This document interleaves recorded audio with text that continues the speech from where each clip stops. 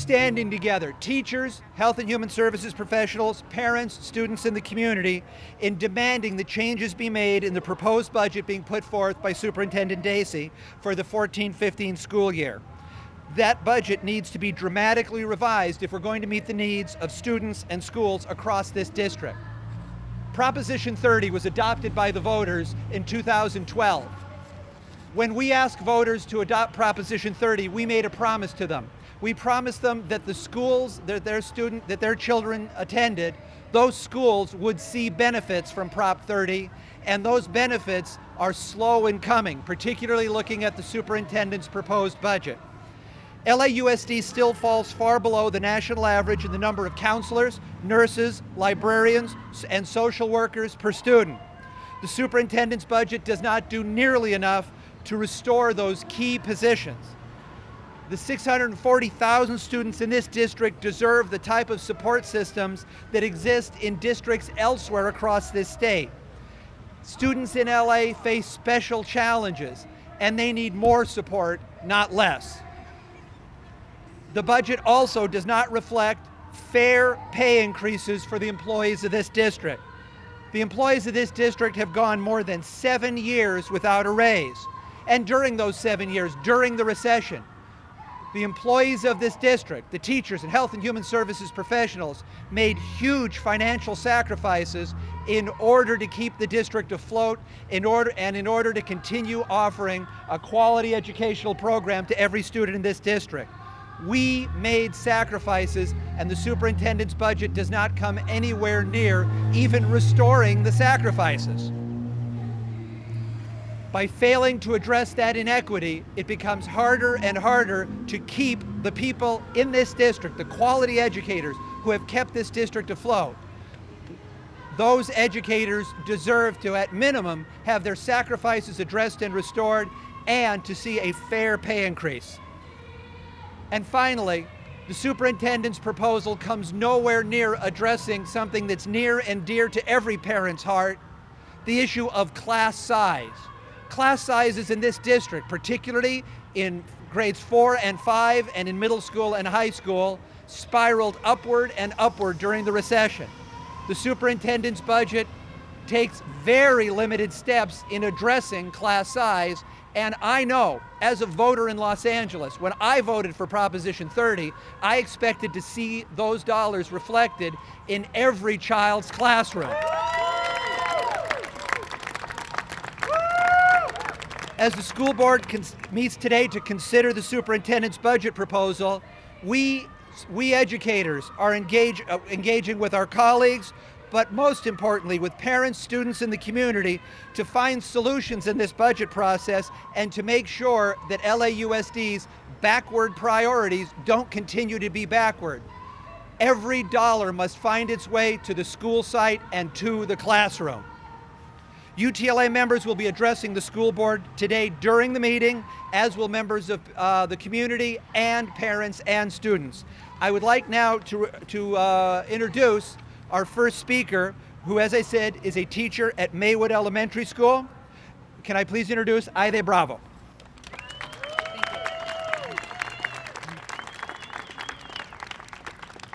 Hello, my name is Aide Bravo. I have been teaching for 20 years. I teach kindergarten at Maywood Elementary. I am concerned about the new budget proposed by the superintendent. It does not include reducing class size at the elementary level, nor does it increase the number of human health service professionals to the levels that are adequate.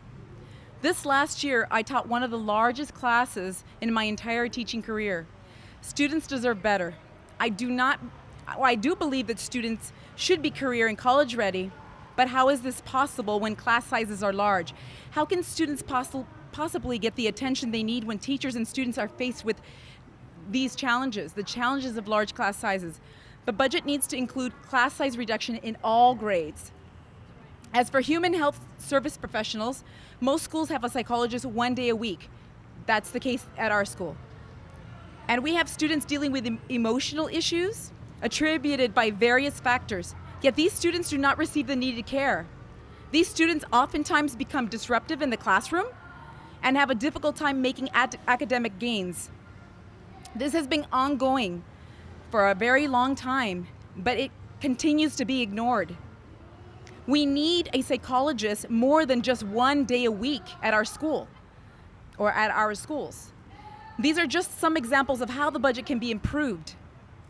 You will hear more examples from the following people, and I thank you for your time.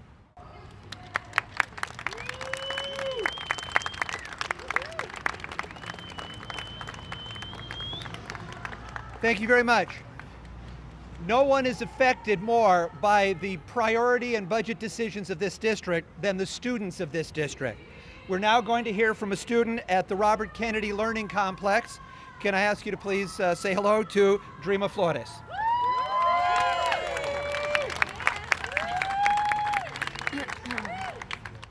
I am on my way towards success. How I will reach success lies within the hands of those who provide schools with resources. I fear with all the budget cuts, wasted money, and low funds, I won't be able to achieve success for 3 reasons. 1. LAUSD is not helping with class sizes, and that hurts my fellow students and me. For example, in Spanish class, there are 40 students and the teacher is constantly saying espérame, which means wait. When I hear that, it is as if LAUSD is telling me that my success has to wait. The smaller class size means more one-on-one attention, which I need for success. 2. I am scared because there are not enough electives that will help me figure out what I want to do in the future that will guide me to my success. No theater class, no health class, no journalism, no music or chorus. Instead, LAUSD is spending money on iPads for testing, but not for academic electives. And 3, I am scared because I need a college counselor, just like every other student in the district. I am going to be the first in my family to go to college, and I will need help figuring out how to get prepared, get money, and get into success. Otherwise, I won't have success. I will have college debt or no debt at all because I wouldn't have gotten into college at all. LAUSD, help me become a success.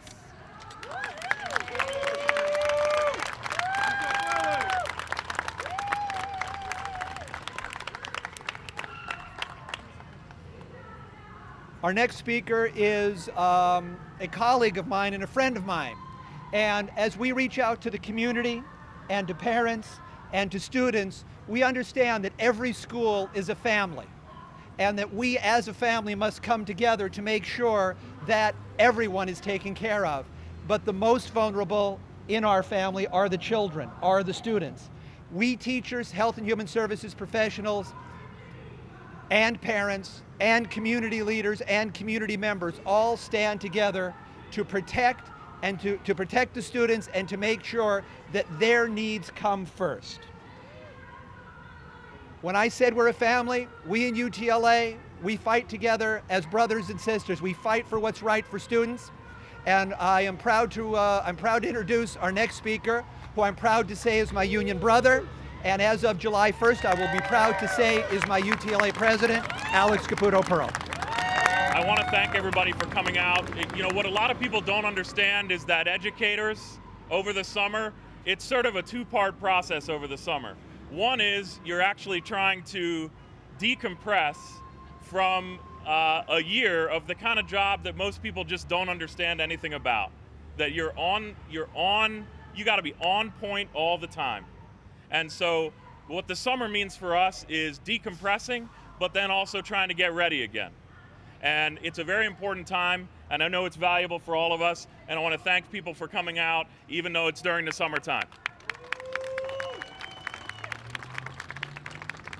And our students like Dreama and some of the parents here, obviously they've got other things going on during the summer, and we're very proud that they're here standing with us. Thank you, Dreama and others. So, you know, in 1970, coming out of the civil rights movement, UTLA demanded a focus on high-need schools. Way before we had today's conversation about the Equity Index, which is something that we went and supported and are proud to stand with community last week to say that we do need our high-need schools getting the resources that they need. But my point is that UTLA was a forerunner around this effort in 1970 taking up that issue. We were happy yesterday to stand with groups that are fighting for restorative justice, which means a lot of the things that the speakers before me have spoken about. Counselors, school psychologists, psychiatric social workers, the things that students need. And we're proud that we're standing with those folks, and we're proud that that struggle is part of our history, coming out of the civil rights movement and other movements. And today we're here to say that what is being done right now around the equity index, around restorative justice, we need that, but it's not enough.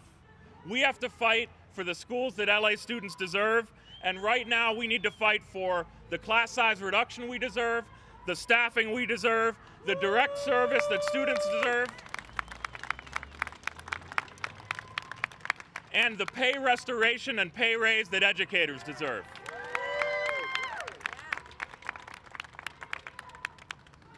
I know something about this stuff because I've taught for 22 years in South LA, and all of those issues that I just went over affect us and affect our students deeply.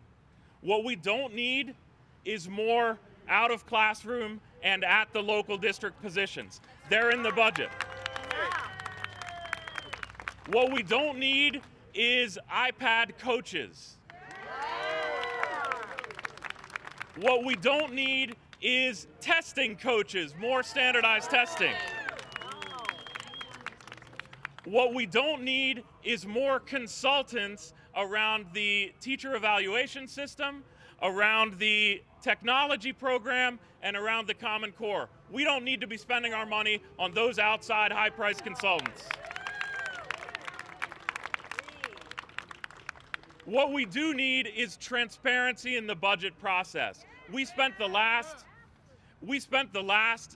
week meeting with school board members who did not know some of the basics of how this budget was created.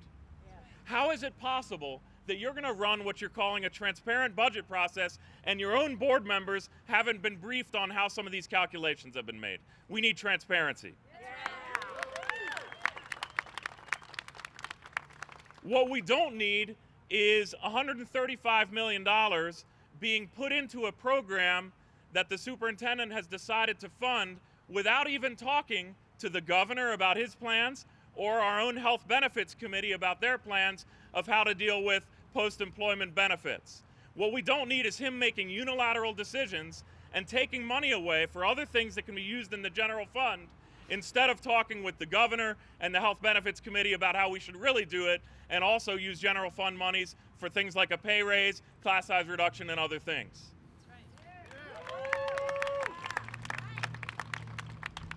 What we do have, and this became even more clear on Sunday night from the legislature in Sacramento, what we do have is actually more money coming in, even more than what they prognosticated in May. We've got more money coming in. So how is it possible that we're not seeing the offer that we need from LAUSD when even more money is coming in? How is that possible?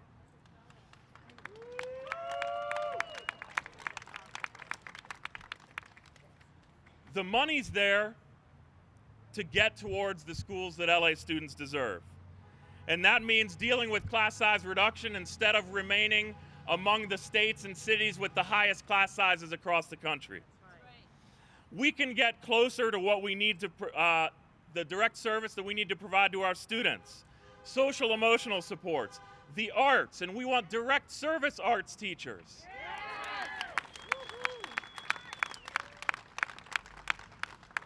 Librarians. I happen to be at Crenshaw High School during the years that they phased the librarian out. How are you going to phase a librarian out of a school? We need librarians.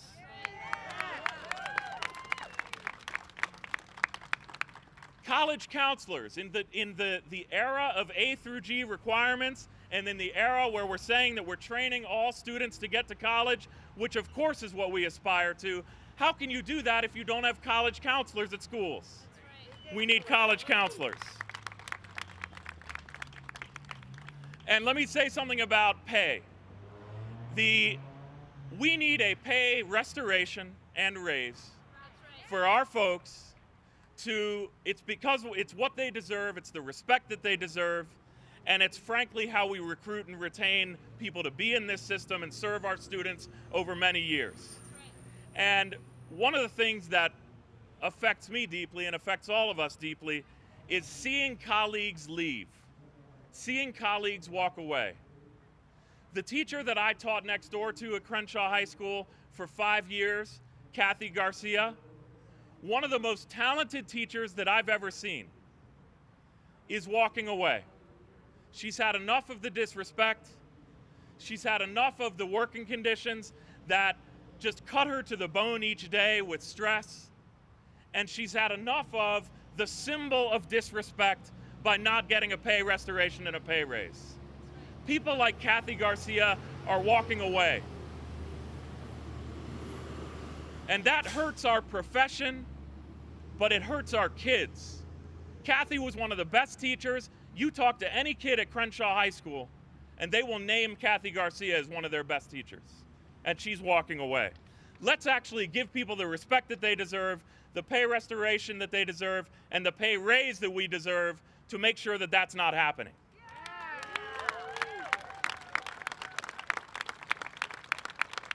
And this is why we talk about restoration.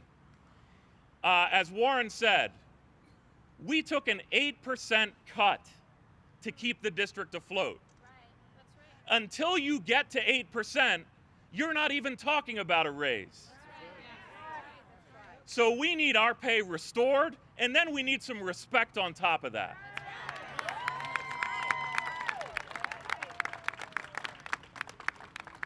While we were taking that 8% cut, guess what? The cost of living went up by 20%, and we didn't get a raise.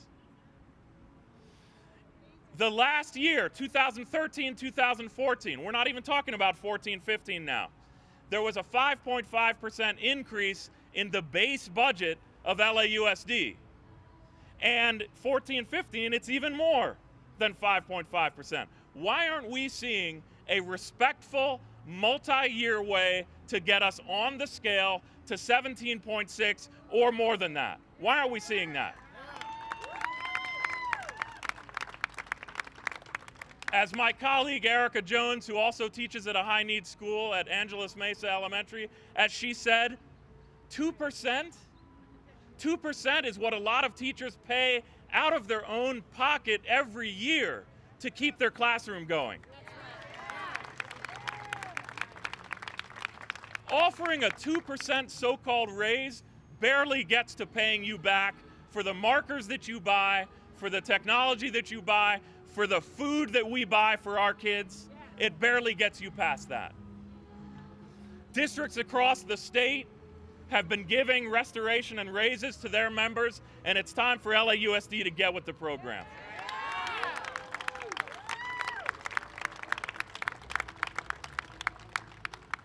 So as we build the campaign for the schools LA students deserve, let's fight for these things that we're talking about, and let's make sure that we keep the Kathy Garcias of the world in our classrooms, in front of our kids, making sure that they get the education that they deserve.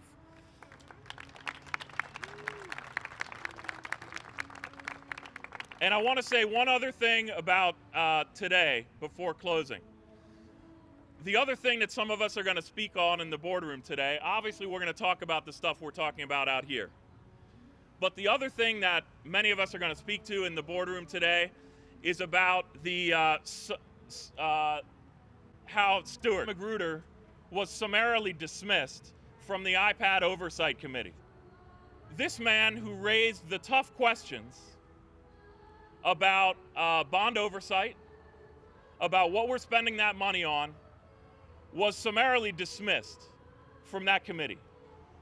And what I need to know, what we all need to know, is in the era of Vergara, where the courts are basically telling us that educators don't deserve due process, that educators don't deserve a right to a hearing, is the message that this board wants to send that if you raise the hard questions about bond oversight and iPads, is the message that this board wants to send that you're going to get dismissed for that?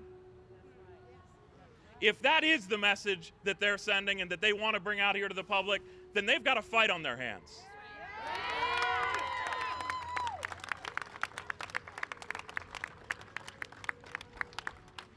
I've been where Stuart's been. In 2006, the superintendent decided to transfer me exactly because we were doing organizing around what kids deserve. We wanted smaller class sizes, counselors, psychiatric social workers, technology, working telephones in the classroom. Imagine that radical demand. And the reward that I got was being transferred by the superintendent to another school. Well, we got the superintendent to put almost $100 million into South LA schools out of that campaign. And 3 months after he transferred me, the community got me back to the school through more organizing. But we're not going to stand for this kind of attack on people who just speak up about problems, in this case about the bond and the iPads, and so we're going to take that on inside as well. So what we're going to do as we walk up to the boardroom, we're going to try to get as many of us in there as possible to take this message inside. Suzanne and the media team have flyers, bilingual flyers, and we want folks to take them up the hill and engage people, give them flyers, talk to them about what our key demands are, engage them in organizing. This is the kind of organizing with parents and community who are in line, with nonprofit leaders who are in line. This is exactly the kind of organizing and engagement that we need to do. So get a bunch of flyers, take them up the hill as you go, and thank you so much for being here, and the fight continues. Thank you.